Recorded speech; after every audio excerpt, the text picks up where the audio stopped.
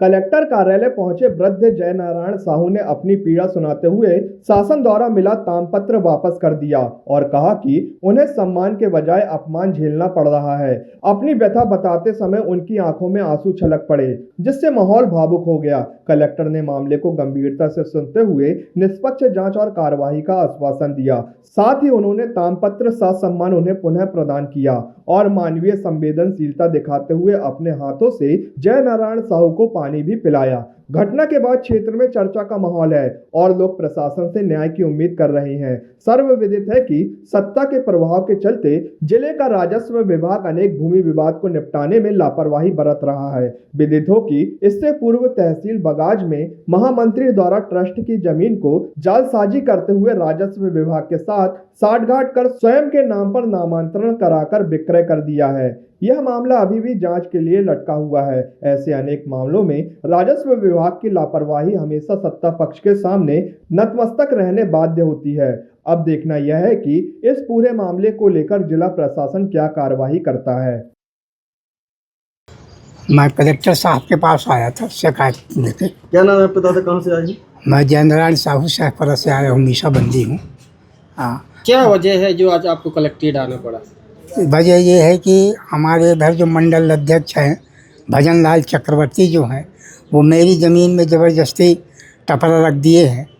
कई मरते उनको बोला मैंने कि सीमांकन करवा ले भाई, तेरी ज़मीन इधर हो तो ले ले तू, मगर वो सीमांकन करा ही नहीं रहा। 3 साल हो गए सीमांकन नहीं करा रहा है।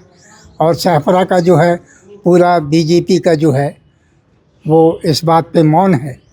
इसकी शिकायत मैंने तहसीलदार शाहपुरा, एसडीएम शाहपुरा और थानेदार शाहपुरा को किया है, मगर आज तक कोई कार्रवाई नहीं हो रही है। पहले भी इसके द्वारा मेरे साथ मारपीट की गई है, जिसकी भी शिकायत मैंने थाने में की है, मगर कोई कार्रवाई नहीं। मजबूर होके मुझे कलेक्टर साहब के पास आना पड़ा अपनी शिकायत के। आपको सम्मान पत्र मिला था जी, तो क्या करने आए थे मैडम? सम्मान पत्र वापस करने आया था मैं कि जब प्रशासन मेरी कोई सुन ही नहीं रहा तो मैं सम्मान पत्र को क्या करूँगा। देखिए क्या कहा है मैडम ने, क्या आश्वासन दिया? मैडम ने कहा है कि इसको क्या कहते हैं, आप रखिए, आप वरिष्ठ नागरिक हैं, मैं 2 दिन के अंदर जो है यहाँ से कमेटी गठित करके और सीमांकन करवाती हूँ। यदि अभी भी कार्रवाई नहीं हुई तो आप कहाँ जाने की बात कर रहे हैं? अगर कार्रवाई नहीं हुई तो भोपाल में मुख्यमंत्री आवास के सामने आमरण अनशन बैठूँगा। एक हमारे सम्माननीय मीसा बंदी जी आए थे शाहपुरा विधानसभा से, और उनके जो पड़ोसी हैं उनसे एक भूमि संबंधी विवाद चल रहा है।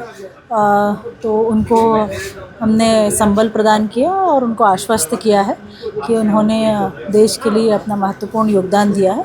थोड़ा प्रशासन पर भरोसा बनाए रखें और हमने अगले इस हफ्ते में सीमांकन कराकर उनकी समस्या का निराकरण करने का प्रयास किया। आश्वासन से भावुक हो गया था।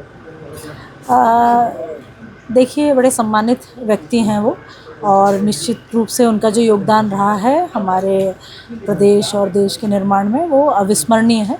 इसी कारण शासन ने उन्हें सम्मानित किया है। और अगर ऐसे व्यक्ति कोई समस्या का निराकरण नहीं हो पा रहा है तो ये मेरी भी व्यक्तिगत रूप से जिम्मेदारी बनती है कि मैं उन्हें संबल भी प्रदान करूं और उनको इतना सहयोग प्रदान करूं कि वे प्रसन्न होकर यहाँ से जाएं। तो बस इतना सा प्रयास मेरा था।